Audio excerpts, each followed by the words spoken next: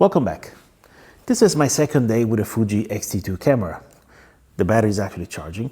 I just wanted to share you my initial thoughts after playing around a little bit, about 24 hours with the camera. The camera is really light, as I said before, so it's really easy to take it around. It's nice to walk around the streets. It won't make you tired. The commands are really nice to use. The color profiles are fun, and I think they're useful too. I think I need to tweak them better. The problem is that you don't know what aperture you're setting. You set the aperture here, but you don't know. There's nothing written. So you have to look in the menu to see what aperture you're using.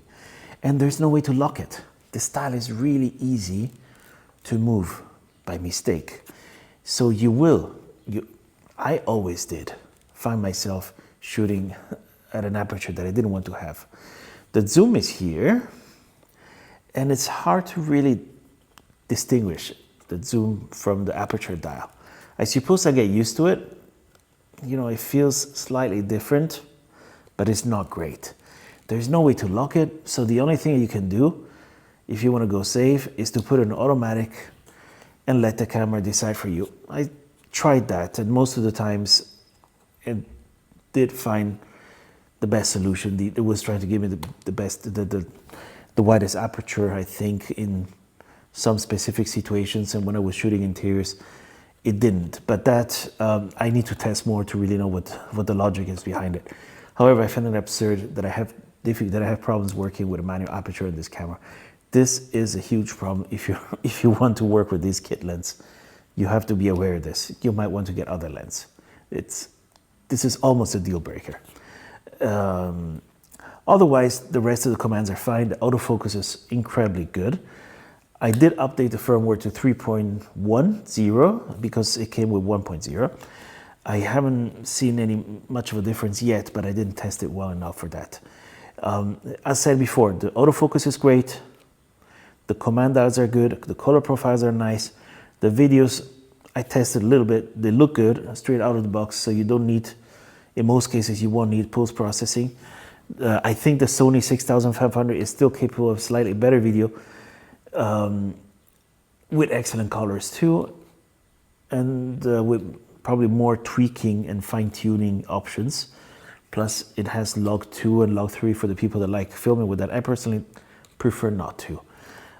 If I can get the stuff right out of the box and I can use it immediately without tweaking too much or without post-production, that saves me a lot of time. Same things with the photos. And I think I really like the way these doors open and close. It felt cheap on the Sony. It feels really good here. The battery life is a disaster. I can't get a battery to last more than 3-4 hours.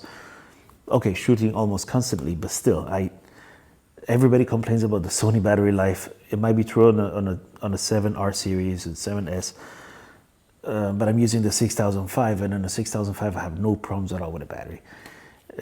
No matter what people say, I do have a problem here. One battery is not enough. I think I'll have to get a battery grip sooner or later, because then it will be able to work with 3 batteries. And I told you yesterday, I found this external flash to be cute. But on second thought, I'm gonna lose it. I'm gonna end up losing it probably. Unless you always keep it in the same camera bag. You might not always want to have a camera bag with you. What are you gonna do? You're gonna put it in your pocket? I don't know. There might be advantages to an external flash like this, but I'm not sure about it. So that was it for today. I will keep testing the camera and let you know more about it as I discover more.